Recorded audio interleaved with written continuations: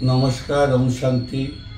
आसंता December 31 तारीख रु आम मुख्यमंत्री श्रीयुक्त मोहन चरण माझी घोषणा करिसंती और माधव सिंह हाथ खर्च बाबद प्रत्येक जनजाति और जाति छात्र छात्री मान को वर्ष को 5,000 टंका हाथ खर्च देवे एवं माधव सिंह जन्मस्थान बरगढ़ ठारू ए कार्य आरंभ करेंगे एवं विशेषकर प्राय पाखापाखि 3 लाख छात्र छात्री उपकृत हेबे एवं 1,56,00,000 टंका ए बाबद खर्च हो।